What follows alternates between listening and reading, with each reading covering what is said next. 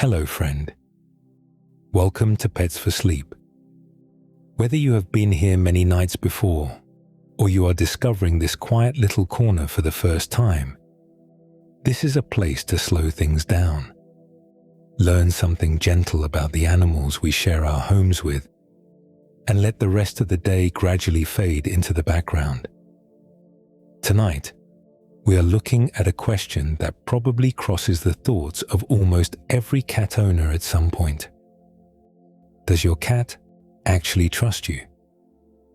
At first, the answer can seem obvious. Maybe your cat sleeps against your legs at night. Maybe it climbs into your lap, follows you into the kitchen, purrs beneath your hand, or rolls onto its back when you walk into the room. Those can all be signs of comfort. But none of them, by itself, give scientists a simple measurement called trust. There is no universally accepted test that gives a domestic cat a trust score. Researchers cannot ask a cat how safe it feels with one person compared with another. Instead, they have to watch what the cat actually does. They can measure how long it takes a cat to approach someone. They can record how close it chooses to sit, how often it seeks physical contact, or how quickly it moves away. They can watch whether it explores an unfamiliar room when a familiar person is nearby.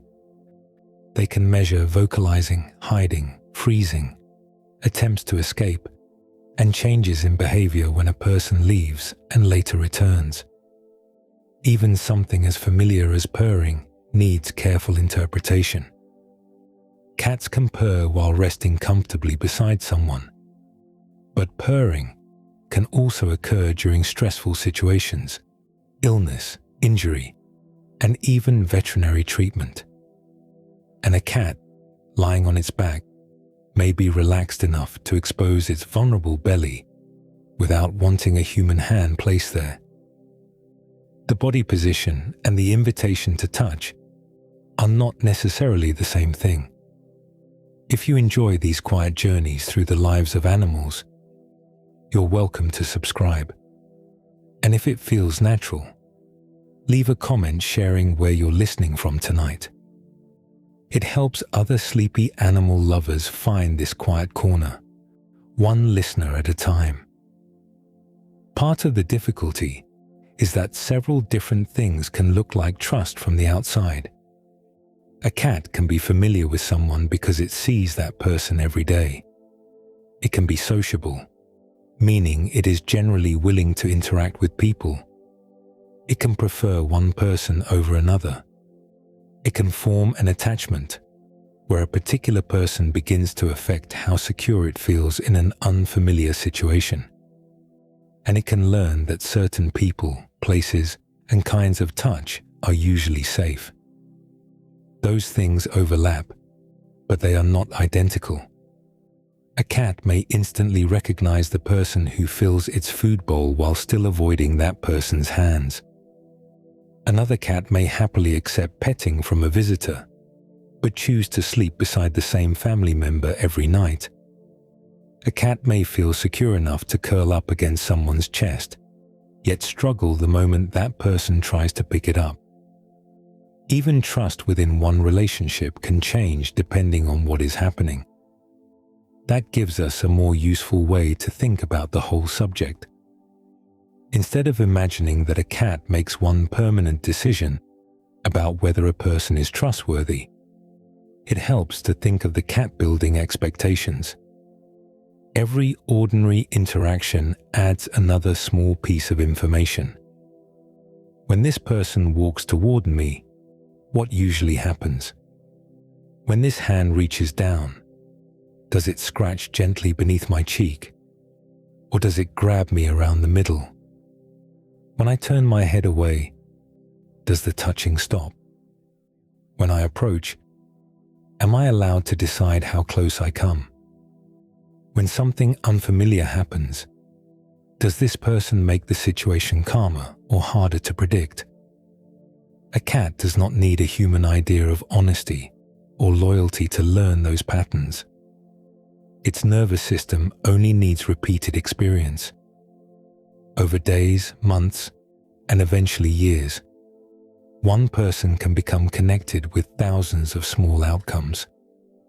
Food arriving at the same time, a familiar voice from another room, a hand that usually stops when the cat pulls away, a lap where nothing unpleasant tends to happen, or, in other cases, footsteps that predict being chased, lifted, restrained, or placed inside a carrier.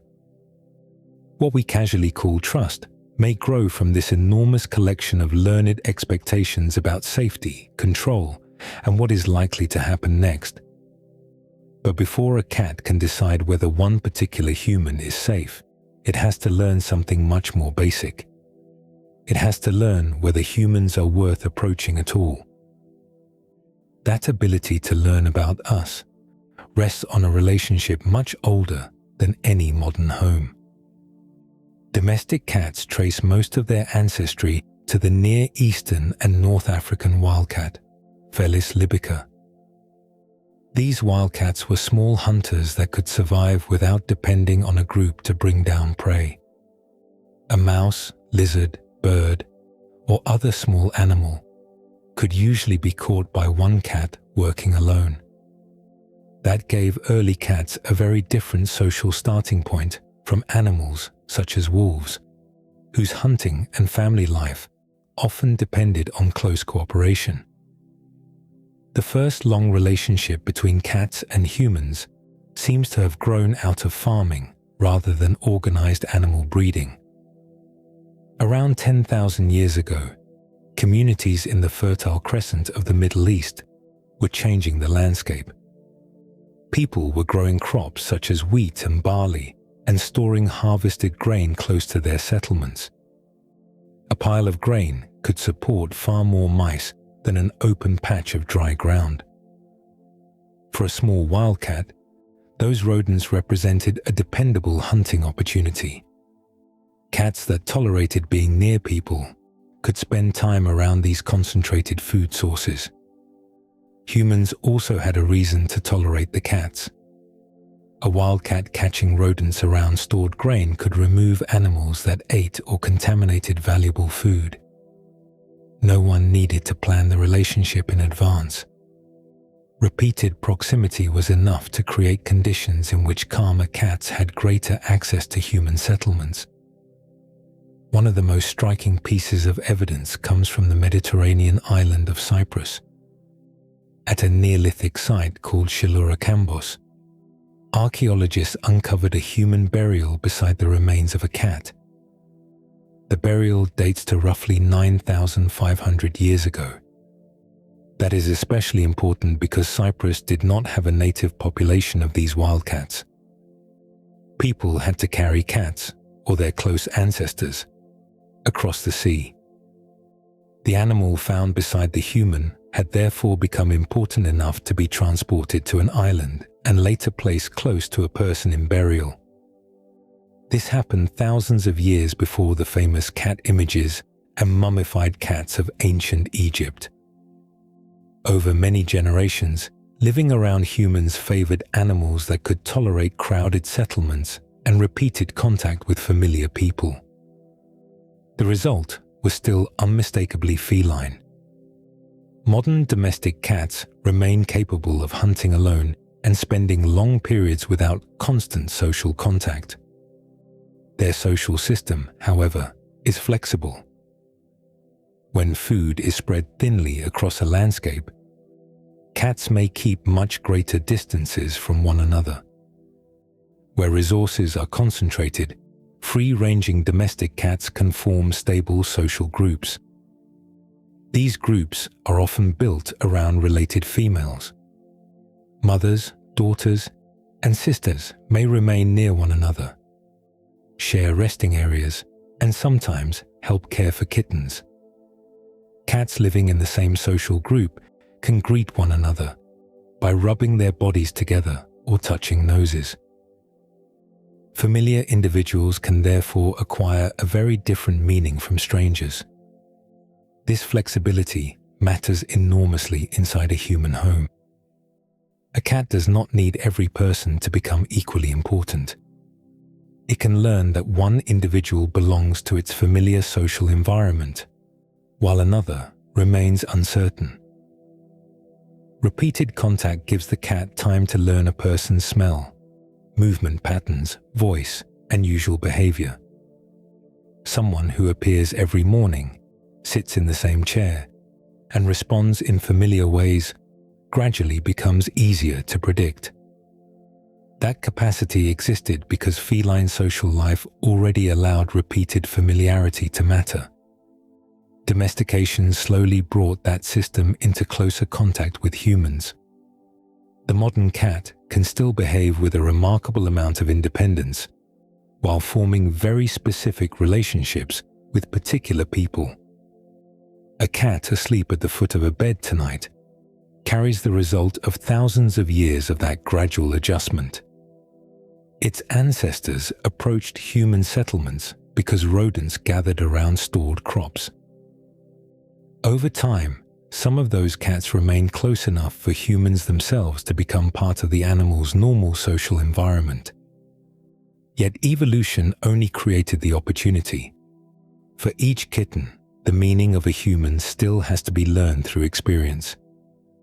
And during the earliest part of life, there is a surprisingly short period when those experiences can have an especially lasting effect. That period arrives almost immediately. A newborn kitten enters the world weighing only about 80 to 120 grams, small enough to fit easily into an adult hand. Its eyes are closed, its ear canals are still developing, and most of its time is spent nursing or sleeping beside its mother. Within days, that sensory world begins to expand. The eyes usually start opening during the second week of life. Hearing improves as the ear canals open, and the kitten becomes more responsive to sounds around the nest. By roughly 3 weeks, its legs are becoming strong enough for steadier walking. Soon afterward, play becomes more coordinated. Littermates begin chasing and wrestling with one another, and the kitten starts exploring beyond the place where it sleeps. This rapid change overlaps with one of the most important periods in the development of a cat's relationship with people. Researchers commonly describe roughly 2 to 7 weeks of age as the main sensitive period for socialization to humans. Some modern veterinary guidance uses a somewhat wider window, extending this especially important period toward about 9 weeks. A sensitive period is a stage when the developing nervous system is especially ready to learn from a certain kind of experience. During these weeks, repeated gentle contact with people can strongly influence how normal and safe human interaction feels later. A kitten that regularly experiences calm hands, familiar voices, and comfortable play receives many small lessons about what humans tend to do. Being lifted briefly may end with the kitten being placed gently back beside its littermates. A hand entering the nest may predict warmth or soft stroking. The sound of nearby people can become part of the ordinary background of daily life. Those experiences accumulate while the kitten is also learning about almost everything else around it. Research has shown that the effects can remain visible long after the sensitive period itself has ended. In 1995, animal behavior researcher Sandra McCune examined kittens that had received different amounts of human socialization early in life. Cats that had been socialized to people later approached humans sooner than cats without comparable early experience. They also made physical contact sooner, rubbed against people more readily, and spent more time staying near them. Some of these differences were still measurable when the cats were about 1 year old. That is a remarkable distance from the original experience. A few minutes of gentle handling during early kittenhood can become part of a behavioral pattern that is still visible many months later. After the animal has grown to several times its original size and moved far beyond the nest. The variety of human contact also matters.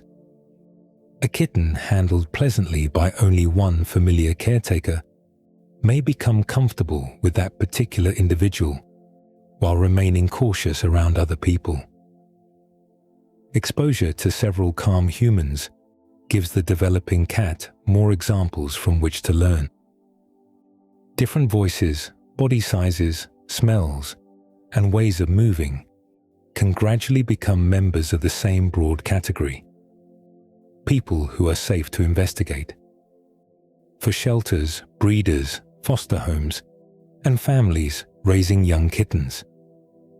This is one reason early socialization involves more than simply providing food and clean bedding. Short periods of gentle handling and play can become part of normal development. The process still depends on the kitten remaining within a level of contact it can tolerate. Overwhelming a frightened animal can teach a very different lesson from giving it repeated, manageable experiences. And the calendar never becomes completely closed. Cats that receive little human contact during the early sensitive period can still learn later. Older kittens and adult cats remain capable of forming new associations, becoming comfortable with new people, and changing their responses through repeated safe experiences. Early socialization mainly changes how easy that later process may be and where the cat begins. One kitten may approach an unfamiliar hand after only a few calm encounters. Another may need weeks of watching from a doorway before deciding to come closer. That difference can reflect early experience, yet development alone cannot explain every cautious or confident cat. Even kittens raised in similar homes, handled during the same weeks, and exposed to many of the same people, can grow into adults with strikingly different reactions to novelty. Part of the explanation was already present before many of those human encounters ever began. That starting point can vary more than it first appears. Place two young cats in the same room with an unfamiliar person, and their reactions may separate almost immediately. One may step forward within seconds, tail upright, ready to investigate a hand. The other may stay several feet away, watching from behind a chair before deciding whether to move at all. Both cats can have been raised in the same home. They may have eaten the same food, met the same people, and received gentle handling during the same early weeks. Part of the difference can come from temperament. Temperament refers to relatively stable tendencies in how an animal responds to the world. Some cats are naturally more willing to explore unfamiliar objects. Others react more cautiously to sudden movement, strange smells, new rooms, or people they have never met. Researchers often describe parts of this variation with terms such as boldness, fearfulness, and sensitivity to novelty. Novelty simply means something new or unfamiliar. A cat that quickly investigates a cardboard box placed in the middle of the floor may also be more willing to approach a visitor. Another cat may need several minutes or several repeated encounters before either the box or the person feels safe enough to examine closely. Sandra McCoon's 1995 kitten study offered an unusually useful way to look at where some of those differences may begin. The research involved kittens whose fathers had previously been classified as relatively friendly or relatively unfriendly toward people. That detail mattered because male cats normally do not take part in raising their kittens. The fathers were therefore not teaching the young cats how to behave through daily contact. Any consistent relationship between paternal behavior and kitten behavior could point toward an inherited influence. The kittens were also divided according to their own experience with humans. Some received early human socialization, while others had much less comparable contact. This allowed the researchers to look at two influences at once. There was the kitten's early experience with people. There was also the temperament associated with its father. The results showed that both mattered. Kittens that had been socialized to humans were more comfortable with people later. They approached more readily, made physical contact sooner, and stayed closer during tests. The father's friendliness was linked with something broader. Offspring of the friendlier male cats tended to approach people more readily, but they were also quicker to investigate unfamiliar objects. That broader pattern suggested the inherited influence may have involved general boldness toward novelty. A kitten could begin life with a lower threshold for investigating something new. Another kitten might begin with a higher threshold and spend more time gathering information before approaching. That is different from inheriting a simple preference for humans. The inherited tendency appears to affect how confidently the animal responds to unfamiliar situations more generally. Early socialization then shapes what the kitten learns specifically about people. These two influences can combine in many ways. A naturally bold kitten with frequent gentle handling may approach unfamiliar humans with very little hesitation. A cautious kitten, given the same good treatment, may still move more slowly because its starting threshold is different. A poorly socialized but naturally bold cat might investigate a person quickly while remaining uncomfortable with close handling. The individual outcome depends on how temperament and experience meet over time. This helps explain why a cautious adult cat should not automatically be treated as evidence of poor care. Behavior carries more than one history. Inherited tendencies can shape how intensely an animal reacts to novelty and how much information it seems to require before moving closer. Experience then keeps adjusting those reactions. Temperament changes probabilities. It does not write a fixed future. A cautious cat can become comfortable with familiar people through repeated safe encounters, while a naturally bold cat can become wary after frightening experiences. For trust to become truly personal, though, the cat needs one more ability. It has to know which human produced which history. That history only becomes useful if the cat can connect it to the correct person. For humans, identity is often tied strongly to the face. We can recognize someone across a room from the shape of their eyes, nose, hair, and expression. Cats live in a different sensory balance. A familiar person arrives as a mixture of voice, scent, body movement, timing, and appearance.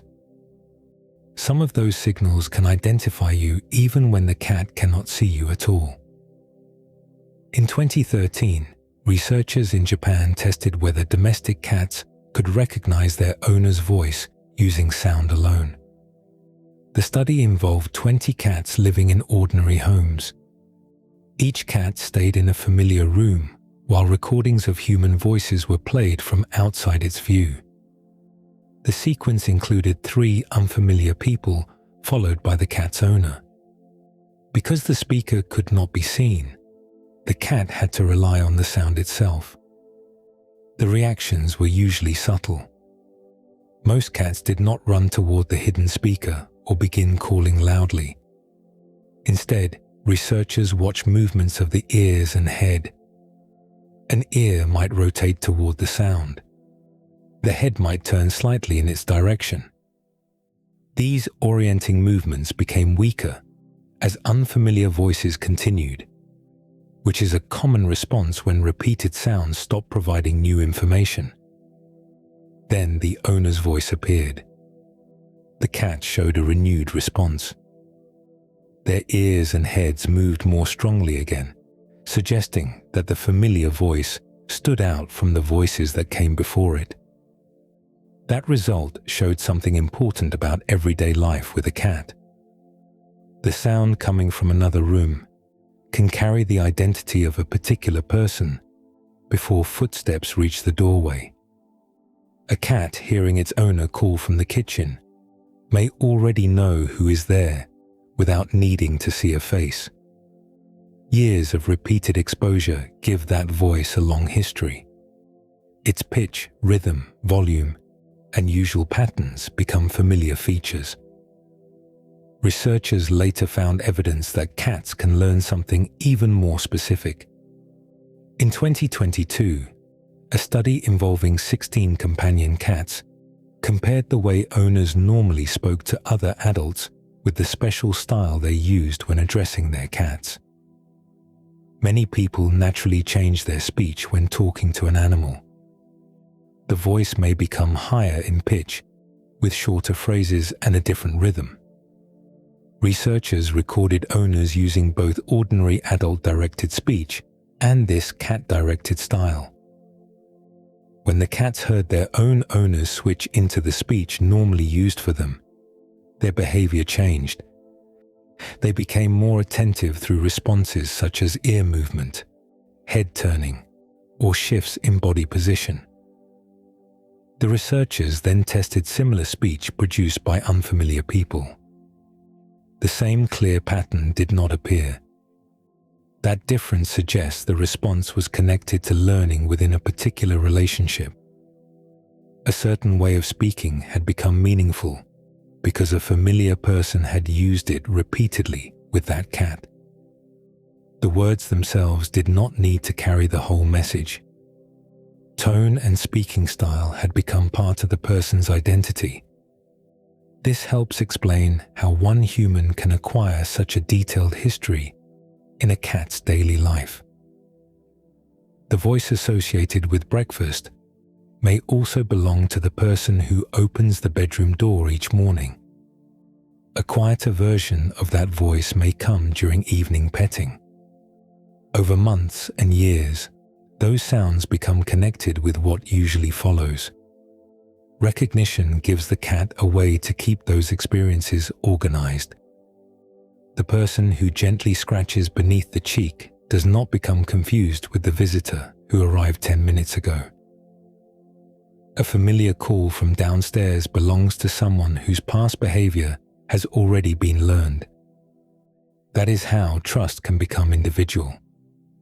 The cat can connect thousands of earlier outcomes with one recognizable human. And even when that human says nothing at all, another identifying signal can remain behind on clothing, furniture, bedding, and almost every surface they touch.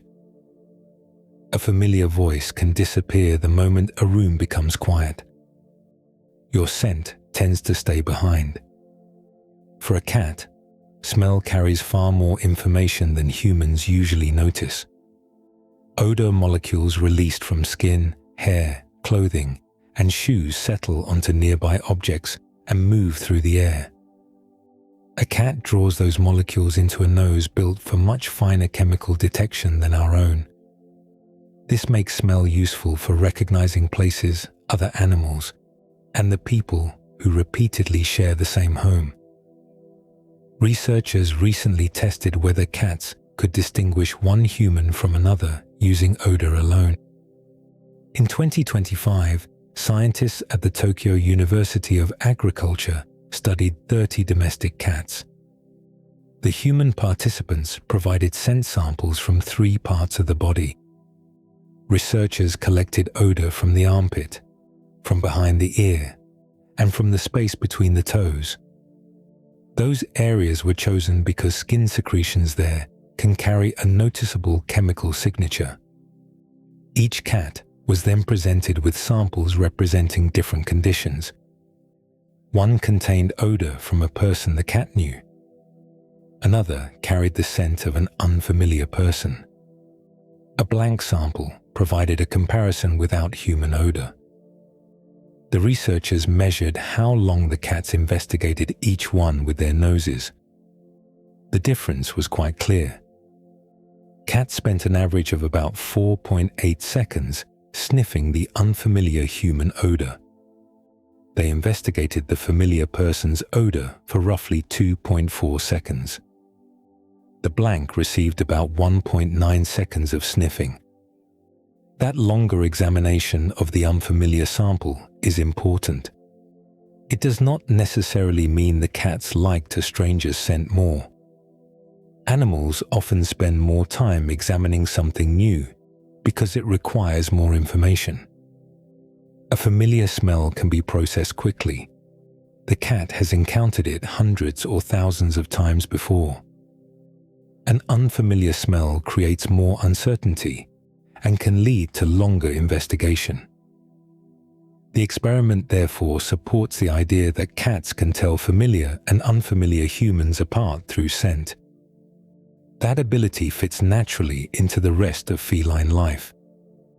Cats use odor constantly when gathering information about their surroundings. A newly delivered cardboard box can receive a long inspection before the cat climbs inside. Shoes that have been outdoors may carry traces from soil, plants, other animals, and places beyond the home. A blanket on a familiar bed carries a different chemical history from one brought in from another house. Cats also add their own scent to the environment. Around the cheeks, forehead, chin, and lips are glands that release chemical secretions. When a cat presses the side of its face against a table leg, doorway, another cat, or a person's hand, some of those secretions can be deposited onto the surface. This facial rubbing often occurs during friendly social interactions. It should not be reduced to the idea that the cat is simply stamping everything as its property. The behavior has several functions, including maintaining familiar scent patterns in places and around individuals the cat regularly encounters. A home gradually becomes filled with overlapping chemical traces. The cat contributes some of them. People contribute others every time they sit on a sofa, handle a blanket, or walk across a room. That means your identity does not vanish when you stop speaking. A sweater can carry traces of your skin. A pillow can hold odor from your hair and face. Even a place where you often sit may smell different from the same piece of furniture several feet away. For a cat living with someone for years, those chemical details become part of a deeply familiar environment. Your voice can identify you from another room. Your odor can remain after you have already left it. Together, these signals help the cat sort one human from another and connect past experiences with the correct person. Recognition, however, tells us only that the cat knows whose scent it has encountered. A familiar odor might represent someone important without producing everything that person's physical presence normally provides. Researchers have tested that distinction by placing cats in unfamiliar situations with something carrying their owner's scent. What happened there revealed just how much more a trusted person can become than a recognizable smell. A recognizable scent can carry a surprising amount of information without providing everything the living person does. That difference became the focus of a study published in 2021 involving 42 adult domestic cats.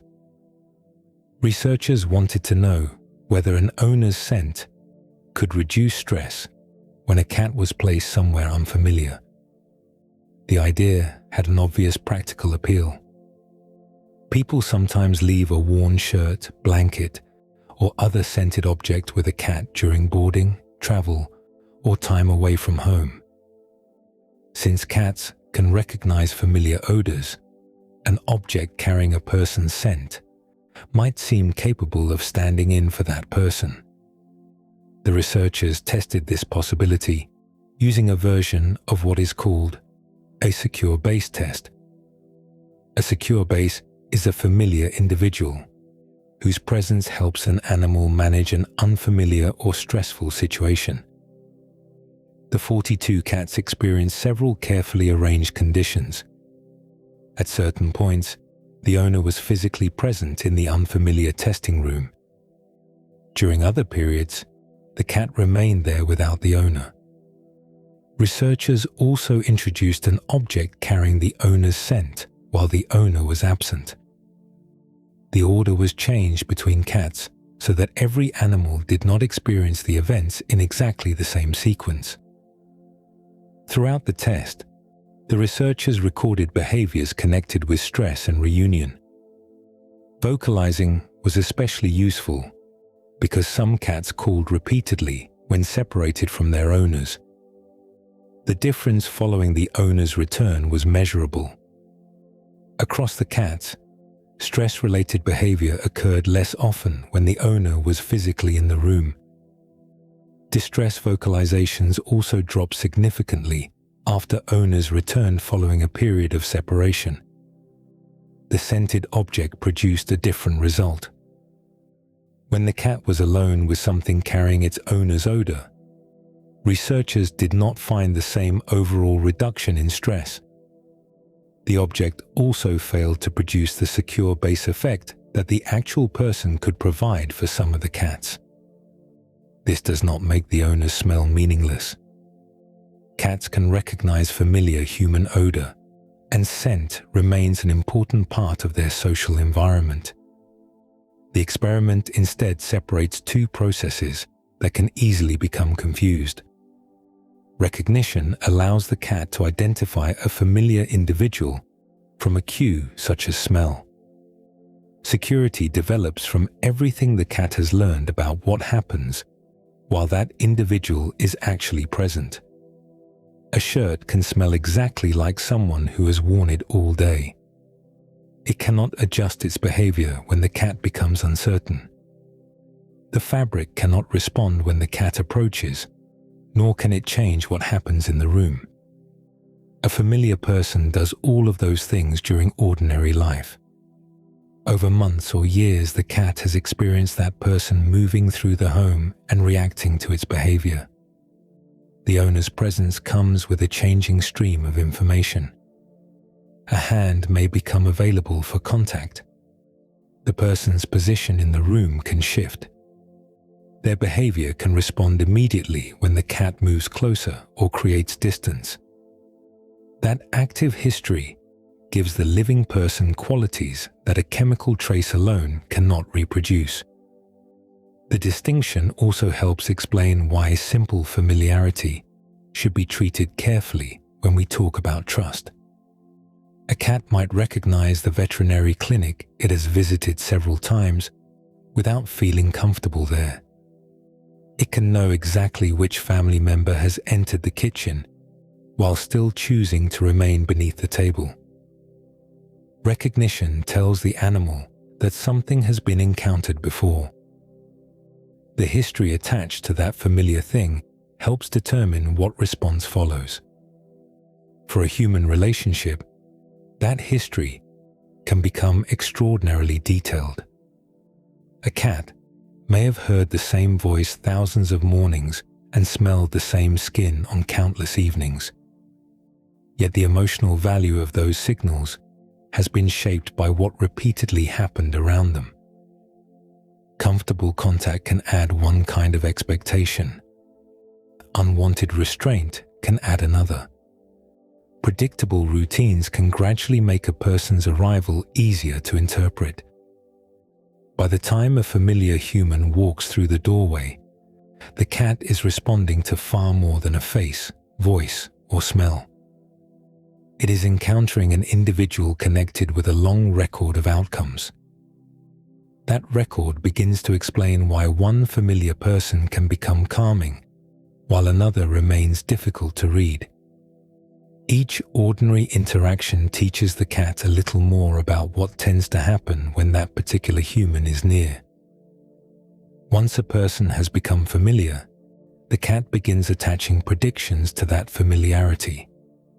This happens through a basic form of learning called association.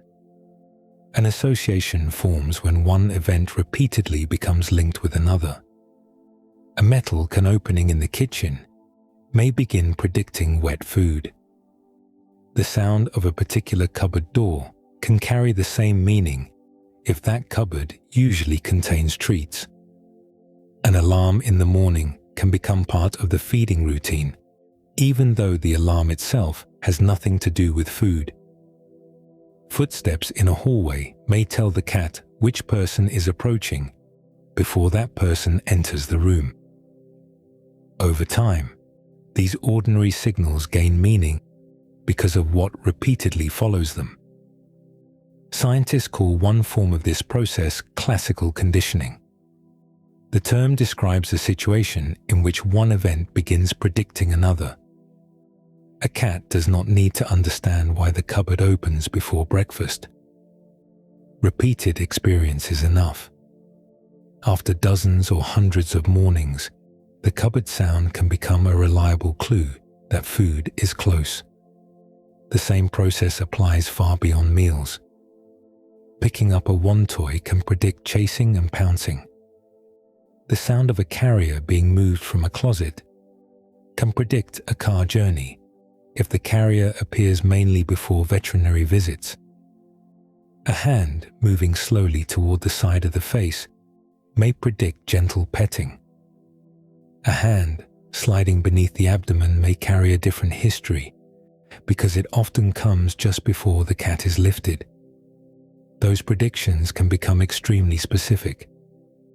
A cat may remain relaxed when someone reaches toward its cheek, but shift backward when the same person reaches beneath its body. The person is familiar in both situations. The movement predicts a different outcome. Another kind of learning depends more directly on what the cat itself does. Scientists call this operant conditioning. Operant conditioning means that the consequences of a behavior affect how likely the animal is to perform that behavior again. Imagine a cat walking towards someone sitting on a sofa. If approaching usually leads to comfortable petting, warmth, or a favorite resting place, approaching that person may become more likely in the future. If jumping onto a particular chair often results in being pushed away, the cat may gradually choose another place. Opening a bedroom door after repeated scratching can also teach the cat something. From the cat's point of view, scratching was followed by the door opening. That consequence can make scratching more likely the following night. This type of learning does not require the cat to understand what the human intended. A person may think, "I only opened the door so the scratching would stop." The cat only experiences the sequence. Scratching happened, and then access to the room appeared. The same principle quietly shapes relationships. If a cat turns its head away during petting, and the hand stops, moving away becomes an effective way to control the interaction. If the cat approaches a familiar person, and that person regularly responds in a gentle, predictable way, approaching becomes safer to repeat. Hundreds of interactions like these can occur in a single month. Many are so small that the human barely notices them. A bowl is placed down at roughly the same hour each morning. A certain voice is followed by play in the evening. A lap stays still long enough for the cat to fall asleep. A hand pauses when the tail begins to twitch. Each event adds a little more information about what this person tends to do. Predictability matters because uncertainty requires caution. An animal that can estimate what is likely to happen has less need to prepare for every possible outcome. A familiar human whose actions remain fairly consistent becomes easier to read.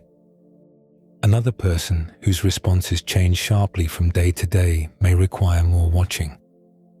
This gives trust a very practical foundation. A cat gradually learns which sounds lead somewhere pleasant, which movements require caution, and which people tend to respond in ways the cat can anticipate. The human becomes connected with a network of learned outcomes built through repetition. Among all of those outcomes, food seems like the most obvious reward. That makes it easy to assume that the person filling the bowl should automatically become the most trusted person in the house. Experiments with cats suggest the relationship is more complicated than that. Food has enormous power in a cat's daily learning. A bowl arriving at the same time each morning can make footsteps in the kitchen meaningful long before the food itself appears. Treats can encourage a cat to enter a carrier, approach a new person, or tolerate a brief piece of handling. Behavior specialists also use food during counter-conditioning, where something that once predicted an unpleasant experience gradually becomes connected with a pleasant one. So the person who prepares dinner certainly has an advantage in building positive associations. Yet cats have other things they value strongly enough to compete with food. Researchers at Oregon State University explored this in a study published in 2017. They began with 50 adult cats. Half were pets living in homes, while the other half came from 3 animal shelters in Oregon. The pet cats ranged from 1 to 16 years old, with an average age of about 5.5 years. Instead of assuming that every cat wanted the same reward, the researchers first worked out what each individual preferred. They tested 4 broad categories. These included food and interaction with a human, along with toys and scents. Within each category, the cats were offered several choices. Food options differed from one another. Toy choices also varied. The scent category included materials such as catnip. Human interaction could involve forms of attention that the cat had an opportunity to engage with. Researchers measured how much time each animal spent interacting with each option. This produced a favorite stimulus within every category for each cat that completed the relevant tests. The experiment then became much more revealing.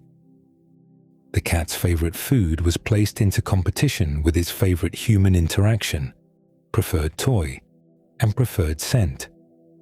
That meant the researchers were giving each animal strong choices rather than comparing an appealing person with a food the cat happened to dislike.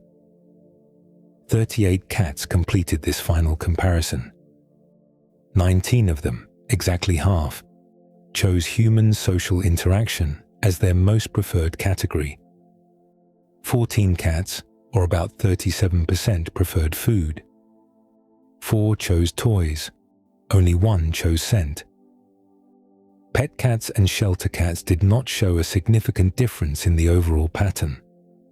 The result does not mean that half of all cats everywhere would always choose a person over dinner.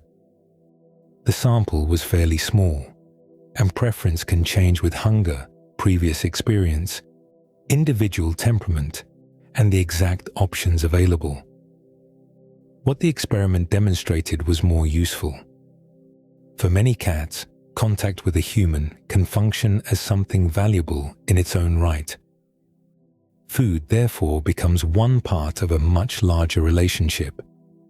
A cat may approach the kitchen because someone there usually opens a can. Later that evening, the same animal may approach that person when no food is visible and settle beside them for 20 minutes. The reward in that moment may be social contact itself. Individual differences remain especially important.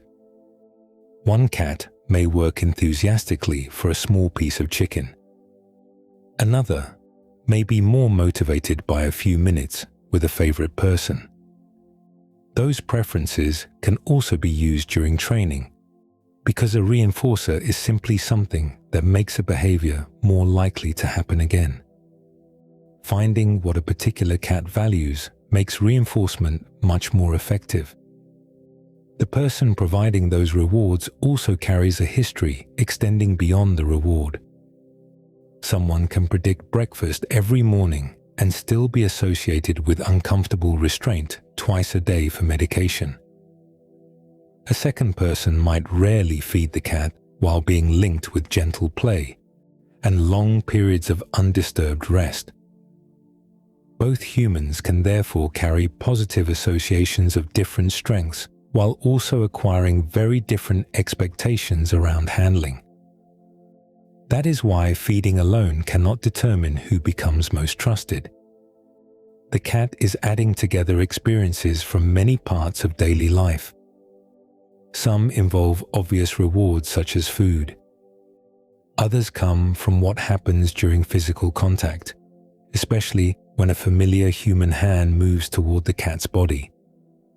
Those hands can become connected with comfort over hundreds of encounters. They can also predict being lifted, groomed, restrained, or placed somewhere the cat did not choose to go. Over time, even the direction of an approaching hand can begin to carry its own meaning. That meaning can become surprisingly precise. To a cat, a human hand is a familiar object that has appeared thousands of times. It may deliver food, open doors, move toys, or offer a warm surface to rub against. During physical contact, however, the exact movement of that hand matters. A slow approach toward the side of the face can predict something very different from fingers reaching beneath the abdomen. Studies of cat handling have found that many cats respond most positively to touch around the head. The cheeks, chin, forehead, and areas between the eyes and ears are common places where friendly contact is well tolerated.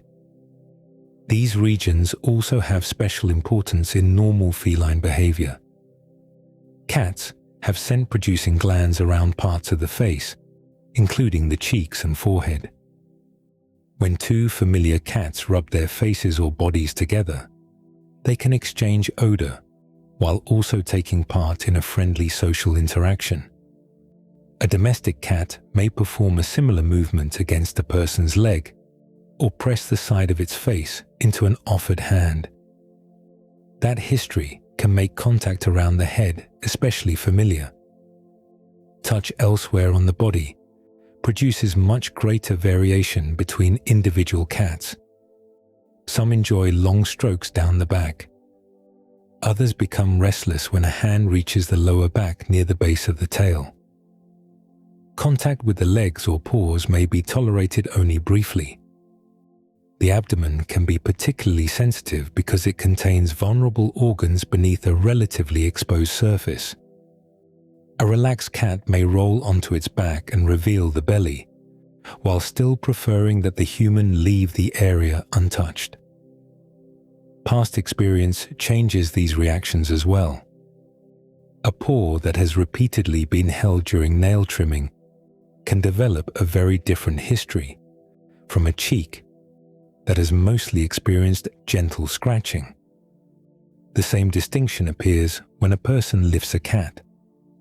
Ordinary petting usually allows the animal to keep its feet on the floor, sofa, or bed.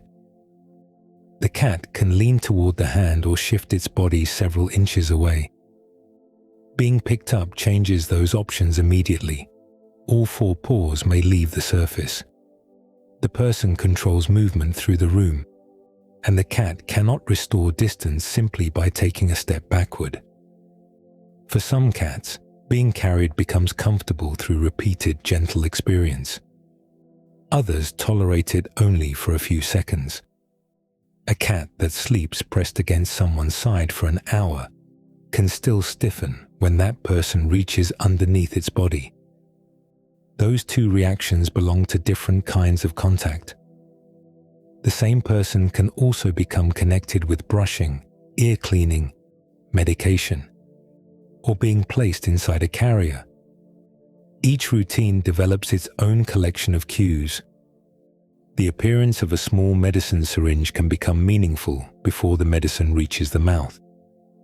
A towel placed across someone's lap may predict grooming if that sequence has happened repeatedly. The sound of nail clippers can change the cat's behavior even while the person holding them remains completely familiar. Behavior researchers describe part of this ability as context discrimination.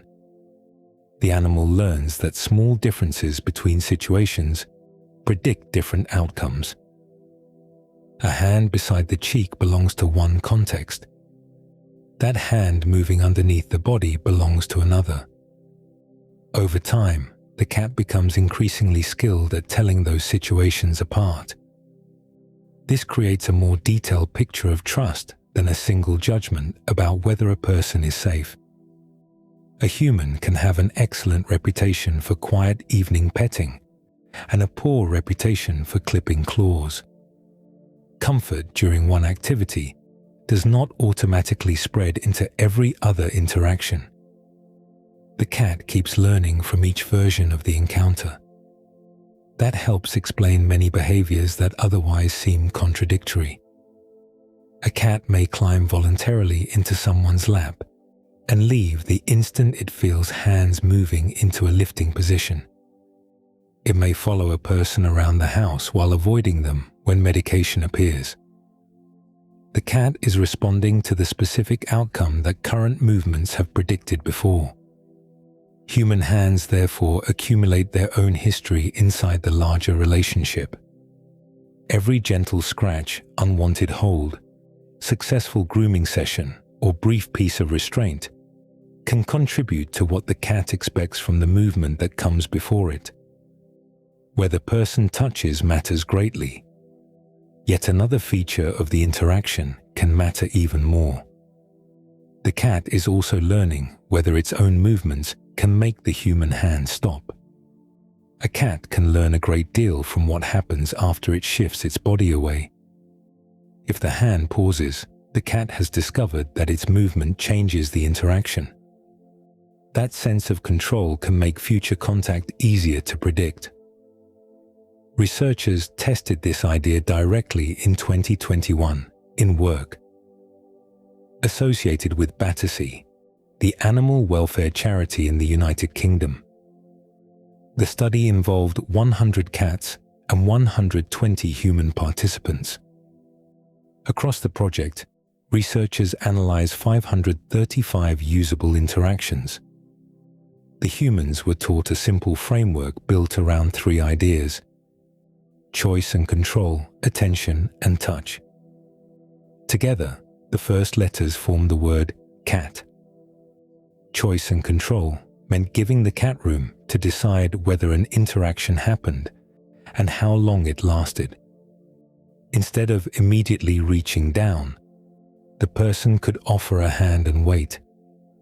If the cat stepped forward, rubbed against the fingers, or remained close, contact could begin. If it moved away, that movement was allowed to end the encounter. Attention meant watching the cat closely, while touching continued. A relaxed body, forward-facing ears, or active rubbing could suggest that the interaction was still going well. A head turning away, a sudden shift in posture, or movement toward the edge of the seat could carry different information. Touch focused the person on areas many cats commonly prefer, especially around the cheeks, chin, and other parts of the head. The researchers also encouraged people to pause. One practical method was to stop petting after about 3 to 5 seconds. Then the person waited to see what the cat did. A cat that wanted more contact might lean back toward the hand, rub its face against it, or remain close enough for the interaction to continue. A cat that had finished could simply stay still or move away. That brief pause gave the animal an opportunity to influence what happened next. The results were measurable. After people were taught this style of interaction, cats showed more affiliative behavior. Affiliative behavior means friendly social actions that help maintain closeness, such as rubbing or choosing to remain near someone. The cats also showed fewer aggressive and conflict-related behaviors.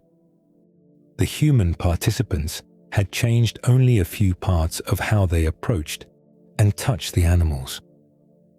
Yet those changes altered the quality of the interactions across hundreds of recorded encounters. The mechanism is closely connected to predictability. A cat that turns its head away and finds that the hand pauses can learn a reliable relationship between its own action and the person's response. Moving away begins to work. Remaining nearby also carries useful information. The cat gains some control over distance, duration, and the amount of contact it receives. That matters because control can reduce uncertainty.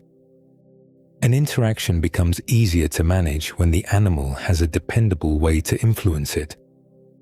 A person who allows this creates a very different experience from someone who continues petting after the cat has begun trying to leave. The same principle appears outside petting. A cat entering a lap voluntarily can leave when it chooses. A cat investigating a visitor can retreat behind a chair without being followed. During play, the animal can pause for several seconds before deciding whether to chase again. These small choices teach the cat something about the person involved. Its behavior has consequences. Its attempts to create distance are noticed. Over time, that can become part of the human's reputation. The person becomes easier to approach because the cat has learned that approaching does not automatically lead to being trapped in an interaction. That makes one of the foundations of trust surprisingly practical. The cat discovers that closeness can remain voluntary. But this only works when the human notices what the cat is communicating. Many cats begin with signals so small that they can pass unnoticed, long before a hiss, swat, or bite ever appears. Those early signals can be remarkably quiet. A person may describe a scratch or bite as coming from nowhere because the cat seemed calm only a few seconds earlier. From the cat's side of the interaction, several smaller changes may already have happened. The first can be as simple as turning the head away from the hand. A cat receiving cheek scratches may stop leaning into the contact and begin looking toward the other side of the room. Its body can remain in place while its attention shifts away. That small movement can be an early attempt to reduce the intensity of the interaction. The ears offer another useful source of information. During relaxed contact, they may point forward or move independently toward sounds in the room. As discomfort grows, one or both ears can rotate sideways or backward. Greater tension may bring them closer to the head. The change can happen gradually enough that someone focused on petting barely notices it. Movement at the opposite end of the body can also matter. A relaxed tail may rest beside the cat or move only occasionally. During an interaction that is becoming uncomfortable, the tip can begin twitching. Larger movements may follow, sometimes becoming repeated swishes across the floor or sofa. A moving tail, by itself, cannot tell us exactly what a cat feels. Cats move their tails while hunting, playing, watching birds, and interacting with other animals. The useful information comes from the movement together with everything else happening at that moment. If the tail begins moving while the ears rotate backward and the cat shifts its body away from a hand, the combination carries more information than any single signal alone. Some changes are even easier to overlook. The skin along the back can ripple beneath the fur. A cat may briefly lick its nose. Its muscles can become suddenly still after several moments of relaxed movement. Stillness is especially easy to misread. A person may assume the cat has settled down. In some situations, the animal has actually become more tense and is pausing while deciding what to do. Body weight can also begin shifting before the cat fully leaves. The shoulders may angle away. A paw can move toward the edge of a lap. The head may turn sharply toward the approaching hand. If the person pauses at that point, the cat may remain nearby. If contact continues, the animal may increase the strength of its response. Walking away provides a very clear form of communication. When leaving fails because the person follows, holds the cat in place, or continues reaching toward it, stronger distance-increasing behavior can appear. A paw may lift. A quick swat can follow. At higher intensity, scratching or biting can create the distance that the earlier signals did not achieve. This is one reason a bite can feel instantaneous to a human. The final movement is fast. The behavioral sequence leading to it may have been developing for several seconds. Individual cats make this more complicated because there is no universal sequence that every animal follows. One cat may flick its tail early. Another may become very still. Some cats walk away quickly, while others tolerate contact for much longer before showing an obvious response. Previous experience also changes how strongly an animal communicates. A cat that has repeatedly learned that moving away works may use relatively subtle signals. An animal whose early warnings have often been ignored may reach stronger behavior sooner because stronger behavior has been more effective in the past. Context remains essential. Flattened ears during a noisy veterinary examination have a different surrounding situation, from ears rotating briefly toward a sound behind the sofa. A tail twitch during focused play cannot automatically be interpreted the same way as repeated swishing during prolonged petting. Reading a cat accurately means watching the whole animal and noticing changes from what it was doing a few moments earlier. That gives human responsiveness a practical role in trust. When a small signal leads to a small adjustment from the person, the cat does not need to escalate very far. Communication can remain quiet. And feline communication has another side as well. Some subtle signals appear during comfortable interactions and can actually make a cat more willing to remain close. One of the most carefully studied examples happens around the eyes. One of the clearest positive signals can happen with almost no movement at all. During a calm interaction, a cat may look toward a familiar person and slowly narrow its eyes. The eyelids can lower partway, pause, and sometimes close almost completely before opening again. People often call this a slow blink. For years, cat owners described the behavior as a friendly signal, but researchers only recently tested whether humans and cats could actually influence one another through this kind of eye movement. A study published in 2020 in the journal Scientific Reports examined slow blinking during cat-human interactions. The researchers ran 2 separate experiments. In the first, cats were observed with their own owners. Owners sat near their cats and were instructed to perform a slow blink sequence. That involved slowly narrowing their eyes toward the cat, rather than maintaining a wide, steady gaze. Researchers then compared the cat's facial movements with a control condition in which the owner remained nearby without carrying out the slow blink interaction. The cats responded differently. they produced more eye-narrowing movements after their owners had slowly narrowed their own eyes.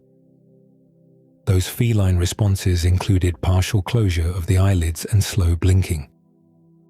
This suggested that the signal could pass in both directions. A person changed one small part of their facial expression, and the cat altered its own expression in response. The second experiment tested something more difficult. Instead of using the cat's familiar owner, researchers introduced an unfamiliar experimenter.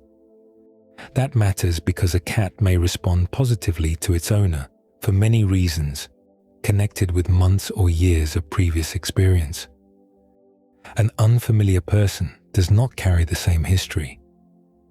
During the test, the researcher either performed a slow blink sequence or maintained a more neutral facial expression. Afterward, the researcher extended a hand toward the cat.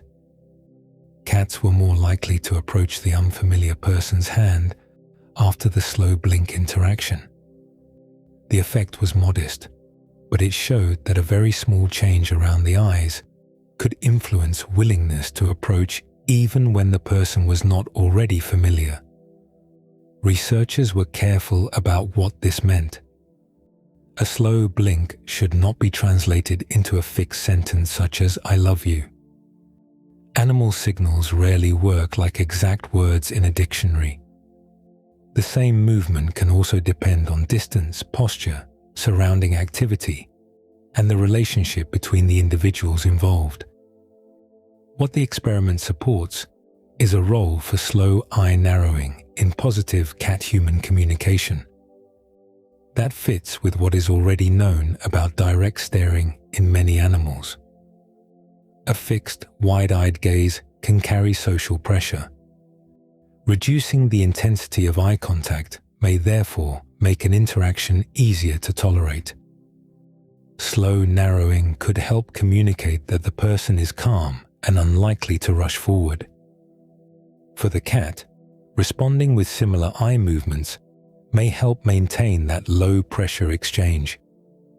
The important part is the loop between them. The human changes expression. The cat notices and responds. That response can then affect what the human does afterward. Over repeated interactions, even tiny signals can become familiar parts of a relationship. A cat may learn that a person who narrows their eyes also tends to move slowly and wait before touching.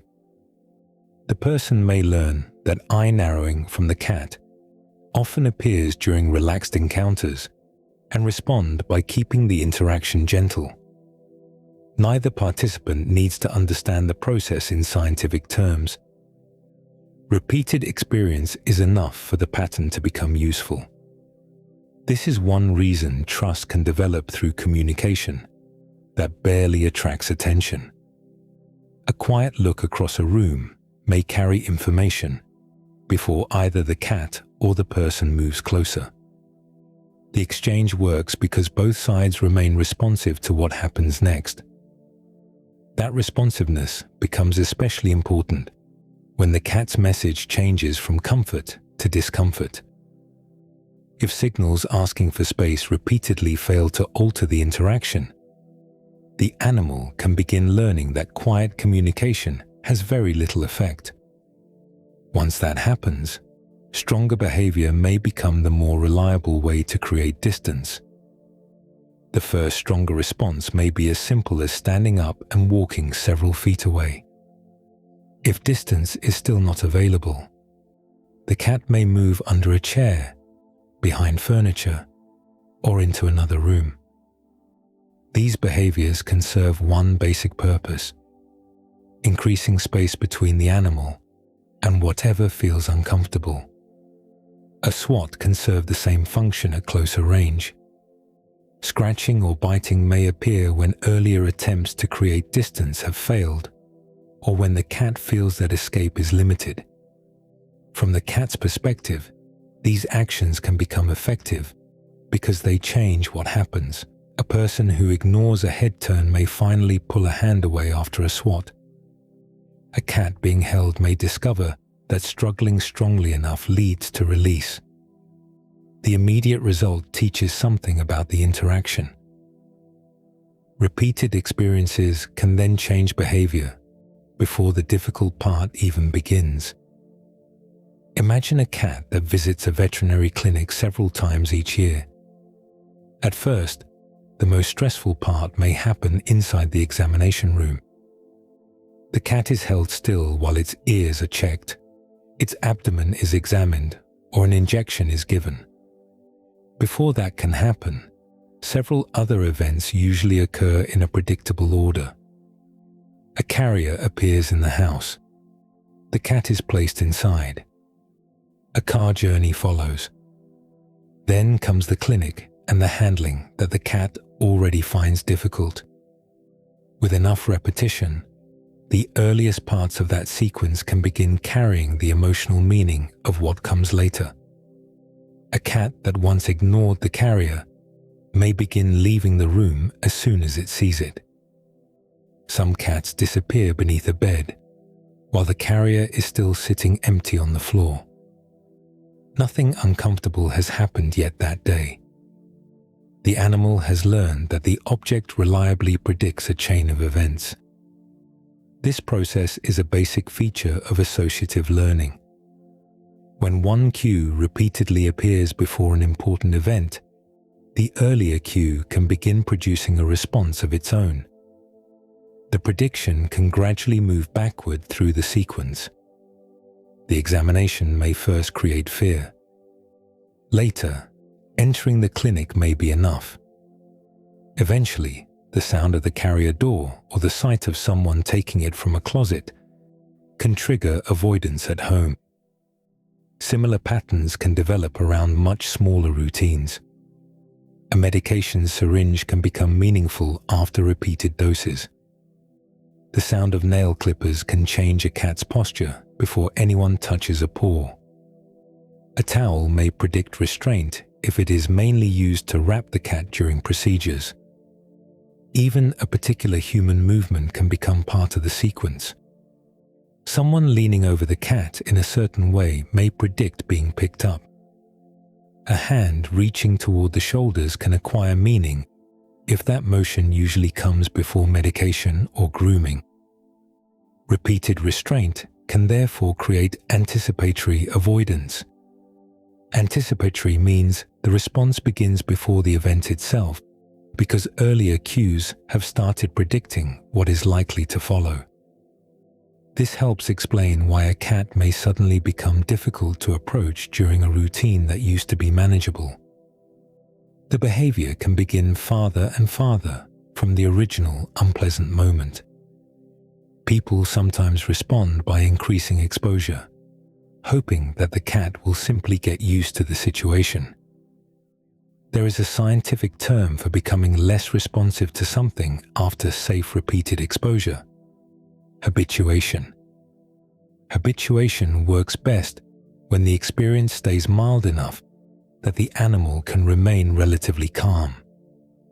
Repeated exposure at an intensity that already causes strong fear can produce a different result. The cat may become more sensitive because each encounter confirms that the cue leads to something overwhelming.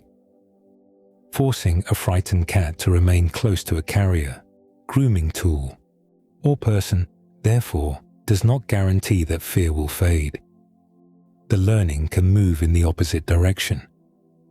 A previously neutral object can become a warning. A familiar person can become part of that warning if they repeatedly control what happens afterward. That changes the relationship before any hand has made contact. The cat can begin responding to what it expects rather than what has happened in the current moment. This learning becomes especially powerful when the unpleasant event is intentionally delivered by the person as punishment for something the cat has done. When a person becomes the source of the unpleasant event, the cat can begin learning about the person as well as the behavior that came before it. Human punishment often begins with a clear intention. Someone wants the cat to stop scratching the sofa, jumping onto a counter, biting during play, or waking them before sunrise. The response might be a loud shout, a spray of water, a chase across the room, or some form of physical correction. Some people throw a soft object near the cat to startle it away. From the human point of view, the message may seem simple. The cat performed an unwanted behavior and immediately received a consequence. Animal learning works through a narrower connection. The cat experiences the sights, sounds, actions, and outcomes that occur close together in time. It cannot be assumed to understand an abstract household rule, such as scratching this particular sofa, is wrong. Scratching itself is a normal feline behavior. Cats scratch to maintain their claws, stretch the muscles of the forelimbs and back, and leave visible and chemical signals on surfaces. A couch may simply provide the height, resistance, and texture that make scratching satisfying. If a person suddenly yells whenever the cat uses that surface, the cat can learn that scratching there predicts a loud human reaction. It may also learn that this particular person becomes threatening when nearby. That distinction matters. Punishment can sometimes reduce a behavior while the person delivering it is present. A cat may stop jumping onto the kitchen counter whenever someone is standing beside it. When the person leaves, the counter may still offer the same food smells, height, and view of the room that made it attractive before. The punishment has not necessarily taught the cat what to do instead. Repeated punishment can also make the person part of the warning sequence. Imagine a cat that receives a spray of water whenever it scratches one corner of a sofa. After several encounters, reaching for the spray bottle may become enough to make the cat retreat. Later, the person's movement toward that part of the room may carry meaning before the bottle even appears. The association has expanded. The human is now one of the cues predicting something unpleasant. Inconsistency can make that relationship even harder to read. A behavior may receive no response during the afternoon, then trigger shouting later that evening. The same action has produced two very different outcomes. For an animal learning through repetition, that uncertainty gives the situation less structure. Reward-based training creates a clearer alternative. If the cat scratches a tall post beside the sofa and receives attention, play, or a food reward there, the scratching post begins to predict a useful outcome. A cat can be rewarded for stepping into an open carrier before the door is ever closed. Brief handling of a paw can be followed by something the animal values, building tolerance gradually rather than waiting until a full nail trim becomes necessary. Movement can be shaped in the same way. A cat that jumps onto a table can be encouraged toward a nearby perch and rewarded for settling there. The animal gains a behavior that reliably works. This type of teaching gives the cat information about where rewards are available and which actions produce them. It also changes what the person predicts. Hands can become connected with small rewards after cooperative handling. A familiar voice can signal an easy behavior the cat already knows how to perform. Daily interactions become more consistent because the animal has a clear route toward a desirable outcome. Punishment can therefore affect far more than the single behavior a person wants to stop. Each correction becomes part of the history attached to that human. A cat may still sleep beside the same person at night, greet them at the door, and avoid them when a spray bottle appears. Those responses can all exist within one relationship because cats learn very specific connections between people actions, objects, and places. That is why trust can look strong in one moment and fragile in another. The cat may have learned several different versions of the same familiar person, depending on what is happening around them. Those different versions of a familiar person can remain surprisingly separate. A cat may spend every night asleep across someone's legs and still struggle the moment that person tries to pick it up. During evening petting, it might press its cheek firmly against the same hand that it pulls away from during a nail trim. In the kitchen, it may walk confidently between a person's feet while breakfast is prepared, then disappear beneath a bed when the carrier is brought into the hallway. Each reaction makes sense once the surrounding situation becomes part of the picture. Behavior scientists use the term stimulus discrimination for the ability to learn that similar-looking situations can lead to different outcomes. A stimulus is simply something the animal can detect, such as a sound, object, movement, person, or place. Discrimination means learning which details matter. A hand approaching the side of the face may predict gentle scratching. That same hand reaching beneath the chest may predict being lifted. The human is unchanged, but the movement and expected outcome differ. Cats can make similar distinctions between people. One family member may regularly give medication, while another rarely handles the cat at all. The cat can remain relaxed around both people during quiet moments, yet show very different reactions when someone reaches toward its mouth. Past outcomes help determine which response appears. Location can become equally important. A cat might approach a veterinarian comfortably during a home visit, where familiar furniture, smells, and hiding places surround it. Inside a clinic, the same veterinarian may receive a much more cautious response. The examination room contains unfamiliar odors, hard surfaces, strange animal sounds, and a history of restraint or procedures. Those environmental details become part of what the cat is evaluating. Learning can also spread in the opposite direction. This is called generalization. Generalization happens when a response learned in one situation carries into another situation that seems similar enough.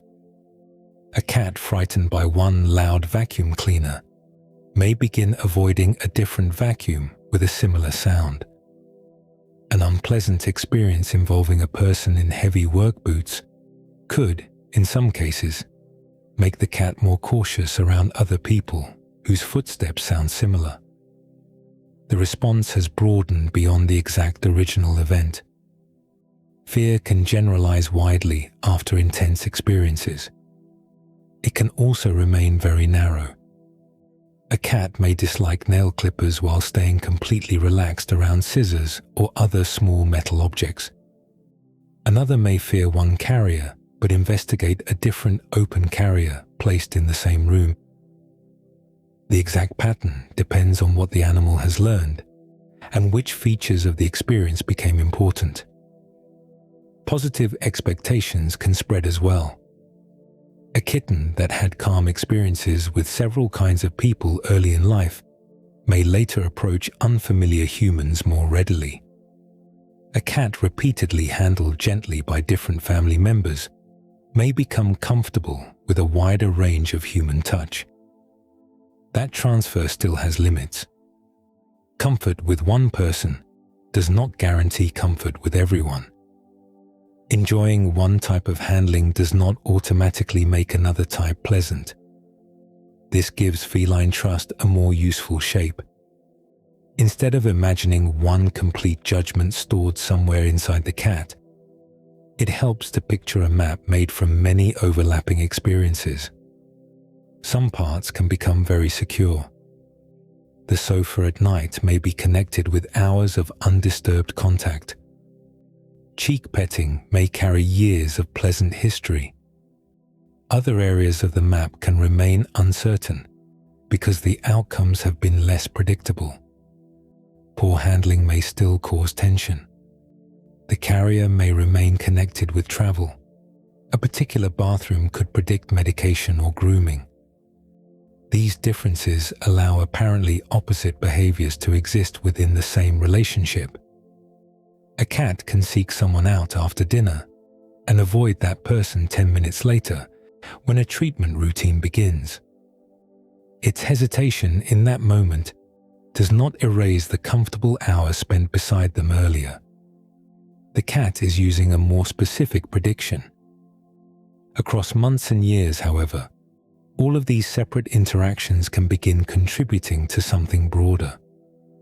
For some cats, a familiar person eventually becomes useful even when none of the usual routines are happening. In an unfamiliar room, with strange smells and no favorite chair nearby, the person's presence itself can begin to influence how confidently the cat explores what surrounds it.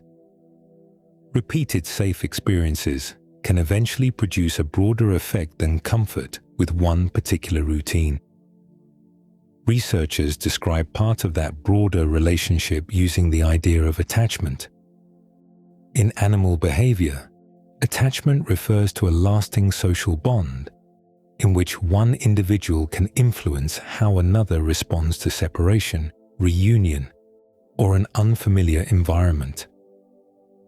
The term does not provide a direct measurement of affection.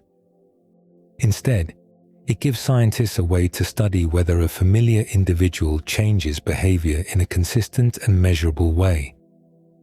One important part of attachment is called the secure base effect. A secure base is a familiar individual whose presence can make it easier for an animal to explore somewhere uncertain. The animal may move away to investigate the room, then return for contact before exploring again. This pattern has been studied for decades in human infants and later adapted for other species.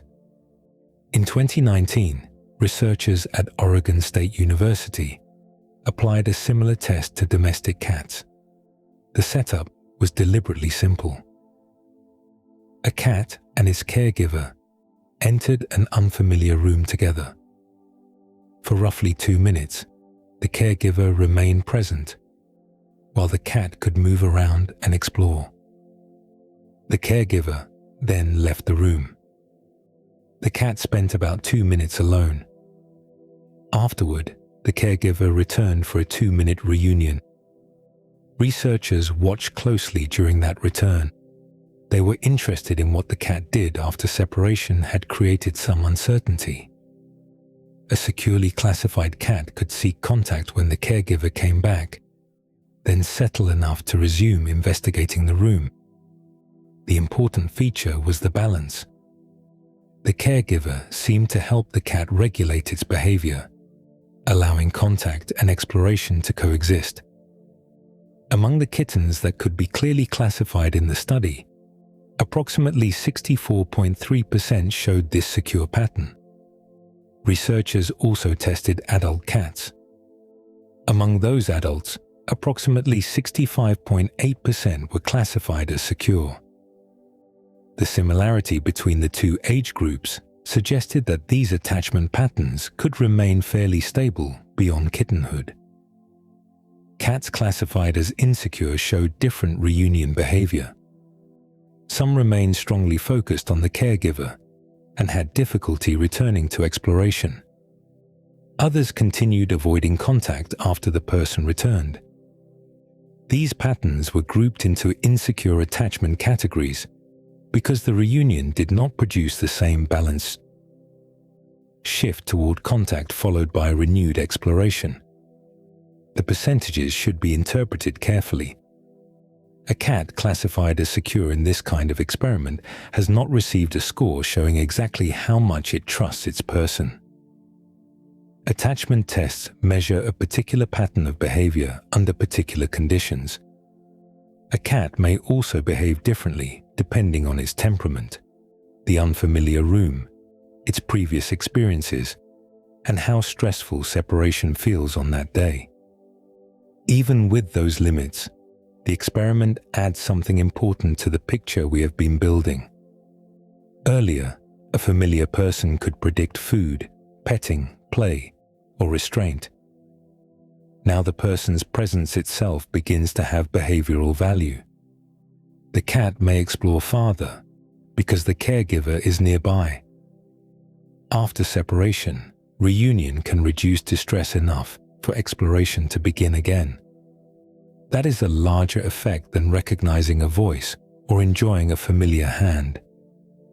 The human has become part of how the animal manages uncertainty. For a cat in an unfamiliar place, this can change the meaning of the room. Strange walls, unfamiliar smells, and new sounds still need to be investigated. A familiar caregiver can provide a stable point within that uncertainty. The cat can approach, make contact, then move away again when it is ready to explore. Years of ordinary experiences may help create that effect.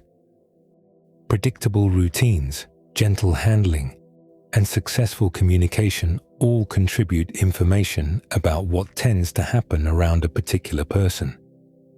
Eventually, those separate experiences can combine into a relationship that influences behavior, even when no food bowl, toy, or familiar sofa is present. That conclusion is powerful, but attachment in cats has not produced the same result in every experiment. Earlier studies using similar ideas reached more cautious conclusions, which shows just how difficult it can be to turn a word like trust into something scientists can measure. That uncertainty became clear several years before the Oregon State study. In 2015, researchers tested 20 cat owner pairs using a version of the strange situation procedure. The strange situation was originally developed to study attachment in human infants. Later, researchers adapted the same general idea for other species by watching how an animal responds to a familiar caregiver, an unfamiliar person, separation, and reunion. The 2015 cat study followed that general approach. Each cat entered an unfamiliar testing room with its owner. At different points, the owner left, a stranger was present, and the cat experienced periods of separation and reunion. Researchers recorded how the cats behaved during those changes. One finding stood out. Cats vocalized more when their owner left than when the unfamiliar person departed. That suggested the owner's absence mattered in a way the stranger's absence did not.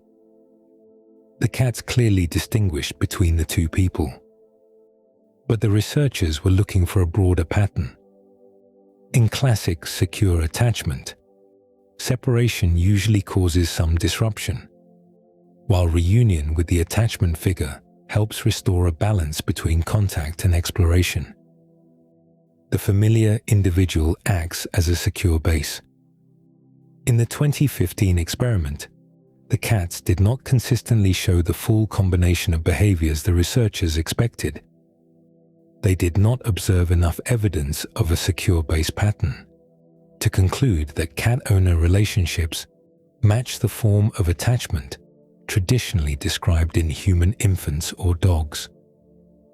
Their conclusion was cautious.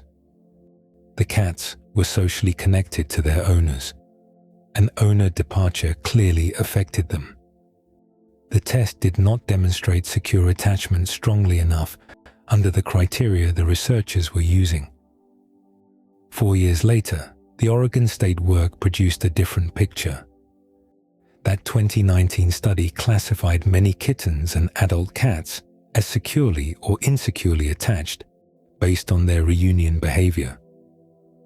Roughly 2/3 of the classifiable cats fell into the secure category. The difference between these results illustrates something important about behavioral science. Researchers cannot directly measure an internal state such as attachment.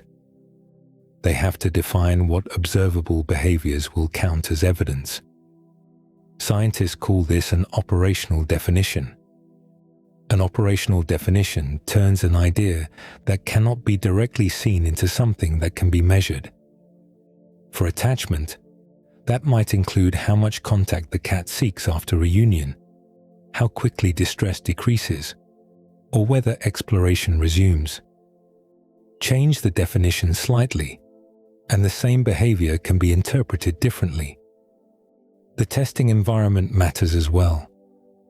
An unfamiliar room can affect one cat strongly and another only mildly. Some animals begin exploring almost immediately. Others remain close to the door or spend more time watching the room before moving. Individual temperament can therefore influence how much separation or reunion changes behavior. Classification rules add another layer. One study may require several behaviors to occur together before calling a pattern secure. Another may use a different set of thresholds or categories. Sample size also matters. The 2015 study involved only 20 cat-owner pairs. Small studies can reveal useful patterns, but individual differences have a larger effect on the final result when relatively few animals are being tested. These differences do not mean that one group of researchers understood cats correctly, while another simply got the answer wrong. They show how difficult it is to turn a human word, such as attachment, into a precise measurement for another species. The disagreement also brings the focus back to the most useful part of the question. Instead of asking whether every cat-owner relationship fits one attachment label, researchers can measure what actually changes when the owner is present. Does the cat vocalize less? Does it explore more freely? Does reunion change stress-related behavior? Those questions can be tested without asking the cat to fit perfectly into a category first developed for another species. And when researchers looked directly at how cats behaved in an unfamiliar environment with and without their owners, the owner's presence produced measurable effects that were difficult to explain through simple familiarity alone. The clearest evidence comes from watching what changes when the familiar person actually returns. In 2021, researchers studied 42 adult domestic cats in an unfamiliar testing environment. The same experiment had already shown that an object carrying the owner's scent did not reproduce everything the owner's physical presence seemed to provide. This time, the more important detail is what happened to the cats themselves during separation and reunion. The testing room was unfamiliar. Its smells, surfaces, and layout did not belong to the cat's normal territory. That matters because unfamiliar environments often increase vigilance. A cat entering a new room may spend more time scanning, vocalizing, remaining near an exit, or moving cautiously before exploration begins. During parts of the experiment, the owner remained with the cat. At other points, the owner left. Researchers could then compare behavior when the familiar person was present with behavior during separation. Across the study, the owner's physical presence reduced some stress-related responses. Distress vocalizing became particularly useful because several cats called more when separated. When the owner returned, those vocalizations tended to decrease. The reunion also produced a very familiar feline social behavior. Approximately 83% of the cats rubbed against their owners after separation. That rubbing could involve the head or body, moving along the person's legs or hands. Researchers call behaviors like this affiliative because they help maintain friendly social contact. Rubbing should still be interpreted carefully. it does not translate into one exact emotion. Cats rub in several social contexts, and their behavior also deposits scent from glands around parts of the face and body. In this experiment, however, its high frequency during reunion showed that many cats actively re-established contact when their familiar person came back. Researchers also evaluated whether the cats showed a secure base effect.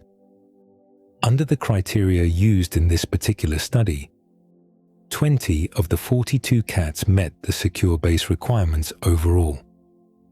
That works out to approximately 47.6%. The number was lower than the secure attachment percentages reported in the 2019 Oregon State work. There was also an important complication. The order in which cats experienced the testing conditions affected the results. A cat that encountered separation earlier in the procedure could behave differently later simply because the room was no longer as unfamiliar. Previous parts of the test could change how much stress remained during later parts. That makes the exact percentage less useful as a universal estimate for all domestic cats. The broader pattern is more informative. For a substantial number of cats, the owner's presence changed behavior in an unfamiliar place. The physical person reduced distress in ways that a scented object alone did not. That tells us something important about what a trusted human may provide. A worn shirt is passive. The owner can respond. If the cat approaches, the person can remain still or offer contact.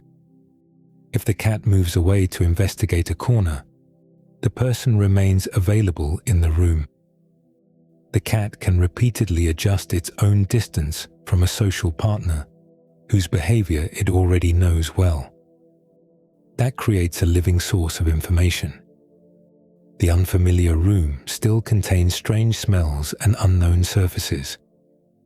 The familiar human becomes one element whose likely behavior has already been learned through months or years of experience. This may help the cat regulate how much uncertainty it is willing to tolerate at once. A cautious animal can remain close for a period, move outward to investigate, and return when needed. The person's presence therefore changes more than the amount of familiar scent in the room. It can change how the cat behaves toward the room itself. That brings the relationship to a deeper level. A familiar human can become part of how the cat manages uncertainty outside the usual routines of feeding, petting, or play. And once a person can influence how safe an unfamiliar situation feels, their behavior may provide another useful clue. The cat can watch what that person does and use the reaction to help decide what something unfamiliar might mean. That familiar person can become useful even when the cat has never seen the object in front of it before. Researchers have tested this by placing cats in situations where something new and uncertain appeared nearby. The object itself was designed to be unfamiliar enough that the cat had no obvious history telling it how to respond. In that kind of moment, the animal has several options. It can approach, remain at a distance, or gather more information before deciding. One source of information may be the person standing nearby. Behavior researchers call this social referencing. Social referencing happens when an animal looks toward another individual and uses that person's reaction while judging an uncertain situation. The behavior has been studied for decades in human infants. A baby encountering something unfamiliar may look toward a parent before moving closer. Researchers have also documented related behavior in dogs. Cats appear capable of something similar. In one study, domestic cats were exposed to a novel object while their owners remained in the room. The researchers watched whether the cats looked back and forth between the unfamiliar object and the familiar person. This movement between two targets is called gaze alternation. Roughly 79% of the cats did it. A cat might look toward the object for a moment, then turn its head toward the owner before looking back again.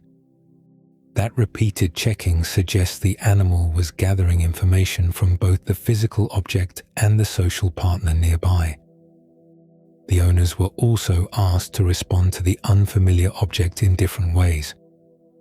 Some communicated a positive emotional message through their voice and facial behavior. Others gave a more negative signal, treating the object as something concerning. The cats showed some differences in behavior, depending on which emotional message their owners provided. The effect was not strong enough to suggest that a human expression completely determines what a cat will do. The animal still had its own temperament, previous experience, and sensory information from the object itself. The owner's reaction became one additional piece of evidence. That distinction matters. The cat does not need to understand exactly what the person is feeling. It only needs to notice that a familiar individual behaves differently around different situations. Over repeated experience, those reactions can become informative. A relaxed owner may continue speaking normally, while an unfamiliar object sits across the room. A tense voice or sudden retreat can provide a different signal. The cat can combine those social cues with what its own ears, eyes, and nose are detecting. This is very different from mind reading. The cat is observing behavior.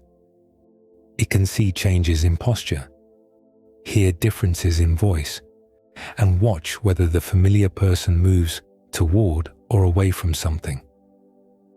Those are physical signals available in the room. What makes them especially useful is the history already attached to the person producing them. A stranger's reaction may carry much less value. A familiar human has been observed through hundreds of ordinary events. The cat has already learned that this person often behaves predictably around food, visitors, noises, doors, and other changes in the home. That history can make the person's response worth checking when something new appears. The relationship has now reached a deeper level than simple recognition. A familiar human can identify themselves through voice and scent. Their presence can reduce distress in an unfamiliar place. Their behavior can also provide information about something outside the relationship itself. For a cat standing several feet from a strange object, the owner may become part of the decision about whether moving closer feels safe enough.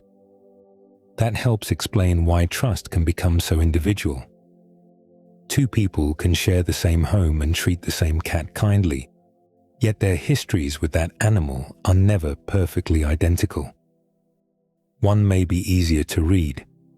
Another may be associated with more control, gentler handling, or more predictable responses. Over time, those small differences can accumulate until one familiar person becomes the cat's preferred source of safety and information.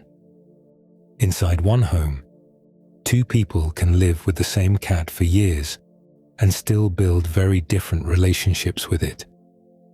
The difference may begin with routines that seem ordinary. One person might prepare breakfast every morning at 7.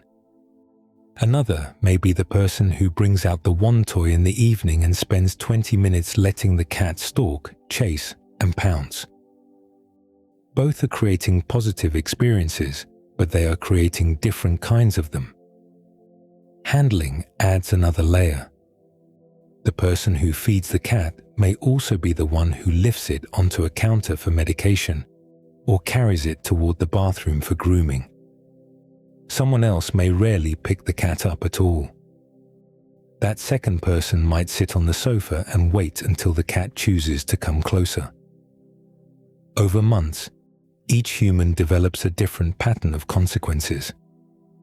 The cat learns those patterns in detail. A tail flick during petting may cause one person to stop almost immediately. Another person may continue for several more seconds before noticing that the cat has turned away. Those small timing differences matter because they change how much control the cat experiences during contact. Work schedules can shape the relationship too. Someone who leaves early every weekday may become strongly connected with breakfast and the sound of the front door. A person who works from home may be present through long stretches of quiet afternoon rest. Another family member may appear mostly in the evening, when the house is calmer and the cat is already active. Each schedule creates its own predictable moments. Individual cats also value those moments differently. The 2017 preference experiment showed just how much variation exists. When cats were allowed to choose among preferred food, human social interaction, toys and scent, social contact ranked first for the largest group. Food came second overall. Yet the results varied strongly from one cat to another. That means the person offering the most food will not automatically become the most preferred human. A highly social cat may place more value on gentle contact. A playful young cat may be especially motivated by someone who regularly provides movement and hunting-style games. A cautious cat may value the person who applies the least pressure and leaves the most room for retreat.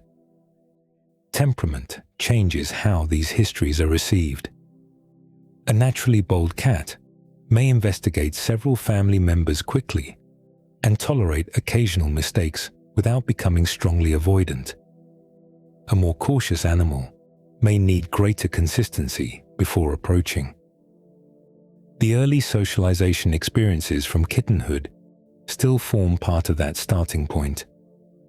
Recognition then keeps the history separate. Voice, scent, movement, and daily timing help the cat identify which person usually produces which outcome. This allows one individual to become associated with quiet resting, while another becomes strongly connected with handling. Choice and control can shift those relationships further. A person who regularly waits for the cat to initiate contact may become easier to approach because the cat has learned that closeness does not lead automatically to restraint. Someone who notices early body language changes gives the animal another useful form of predictability. Their behavior responds to the cat. That can make even simple contact feel easier to manage. The person who seems to be the cat's favorite may therefore be less obvious than expected. They may not buy the food or clean the litter box most often. They may simply match that particular cat's preferred style of interaction more closely. For one animal, that could mean play. For another, it might mean long periods of quiet company with very little touching. A third may seek frequent petting but dislike being carried. The pattern emerges from the fit between the cat's temperament and the history each person has built. This also means preference should be interpreted carefully. A cat choosing one person's lap does not measure how much either human cares about the animal. It reflects accumulated learning. Thousands of small events have taught the cat whose movements are easiest to predict, whose touch stays within comfortable limits, and whose presence most often leads to outcomes that particular animal values. That is how one person can gradually become the individual the cat seeks during rest, uncertainty, or unfamiliar situations. And because this position was built through learning, the history remains capable of changing. Even a relationship shaped by avoidance or difficult handling can continue to gather new evidence. that new evidence can matter even after a difficult pattern has been repeated for months or years. Adult cats remain capable of associative learning throughout life. Old expectations can stay strong, especially when they were built through frightening or painful experiences. Yet new experiences can gradually change what a familiar object, movement, or person predicts. Behavior specialists often use two closely related methods to help that happen. One is called desensitization. Desensitization means introducing something difficult at such a low intensity that the cat can remain relatively calm. Exposure is then increased slowly as the animal becomes more comfortable. A carrier provides a simple example.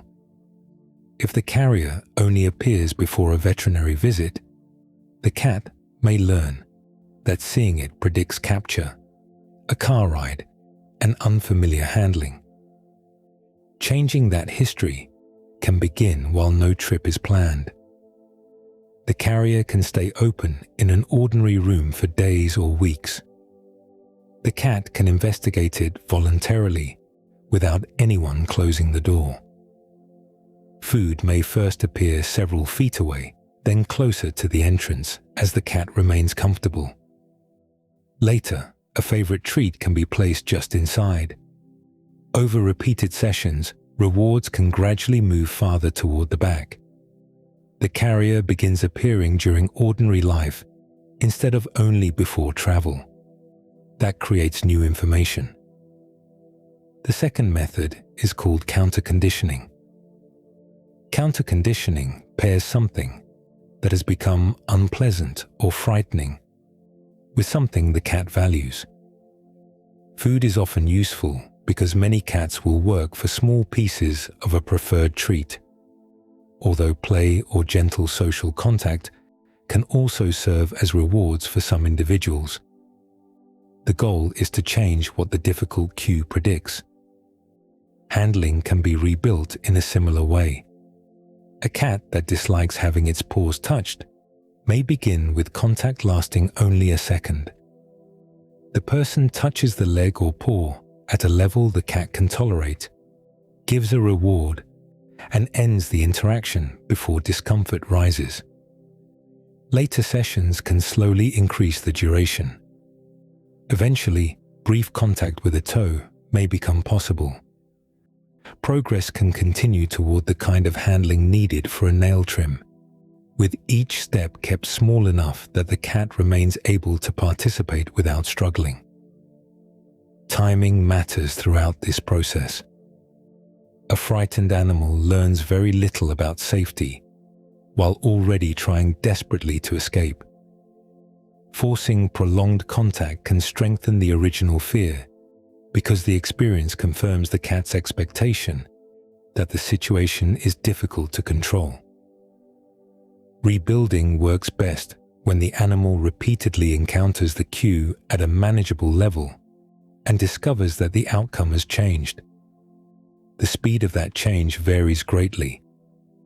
A naturally bold cat may recover from one unpleasant encounter after only a few successful repetitions. A cautious animal with years of difficult handling may require much more time. The intensity of the original experience matters as well. So does the surrounding context, because learning attached to one room or one person may not immediately transfer somewhere else. Control remains part of the process. A cat that can step away, pause, or choose whether to approach receives information that the situation has become easier to manage. That ability can influence how quickly new expectations form. This brings the entire idea of trust back to the ordinary moments where it began. A cat stretched beside someone on a sofa tonight may carry memories shaped during kittenhood, along with the temperament it brought into the world. It recognizes the person's voice and scent. Daily routines have taught it what certain footsteps, hands, and movements usually predict. Years of touch have created different expectations around the cheek, paws, carrier, and lap. Small signals have sometimes been noticed and answered. Reunions may have reduced uncertainty in unfamiliar places. All of those experiences contribute to the decision the cat is making in the present moment. There is no single gesture that proves complete trust. The more meaningful evidence lies in the long history behind the gesture. The cat approaches because past encounters have made approaching worthwhile often enough. It remains nearby because leaving has usually been possible. It relaxes because this particular person has become easier to predict. And the history continues to change each time they meet again. Even after thousands of interactions, the cat is still learning.